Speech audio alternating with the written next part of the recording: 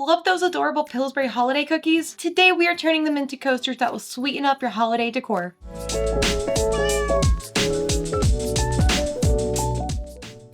Hello and welcome back to my channel, and welcome to day 2 of my 12 Days of Craftmas series. Each day I'm sharing a festive DIY project to help you make this season extra special. If you missed day 1, we customized stockings, so be sure to check that out. The link is down below. Today we are making cookie-inspired coasters featuring designs based on the iconic Pillsbury cookies, the snowman, Christmas tree, and the reindeer. These coasters are festive, functional, and make a perfect addition to your holiday decor or make a sweet gift. I've linked the supplies in the description down below, so grab what you need and let's get crafting. For this project, you'll need Sublimation blank coasters. I got mine from Michael's and it comes with the coaster and the cork backing. You will need a Sublimation printer with Sublimation ink. Up on my screen are the model of printer and ink that I am using. Heat resistant tape and gloves. For this DIY, I couldn't find my heat resistant gloves, so I resorted to using an oven mitt. You are going to need a heat press. I am using my HTV Ron heat press, and the printable designs inspired by the cookies. I got mine off of Etsy and I've linked that down below. I downloaded each of the designs and I uploaded them to Canva. After I have it set up, I save it as a PDF and then I print it to my printer.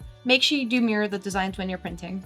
Next, I'm taping each printed design onto a sublimation coaster using heat-resistant tape. An optional step that I like to do for each of my coasters is I will take heat-resistant tape and I will put that around the circumference of my coaster. What this does is prevent any bleeding onto the sides of the coaster, and I've had this happen a few times, so just kind of an extra precaution, but again, this is just an optional step. Make sure the design is centered and secured tightly to avoid any shifting during the pressing process. I've heated my heat press to 400 degrees Fahrenheit, and I've set the time for 4 minutes or 240 seconds. Always check the instructions on your sublimation blanks, as time and temperature can vary. When using my heat press, I like to use a light pressure. Once the designs have transferred, I like to remove the sublimation paper to prevent any excess ink that might still be on the paper from transferring onto the design and ruining the design. Once the coasters have cooled for about 15 to 20 minutes, I take the adhesive cork backing and I put it on the back of each coaster. And here are the finished coasters. The snowman, Christmas tree, and reindeer designs came out so vibrant. I am so obsessed with how these turned out. These are going to look amazing on my holiday table, and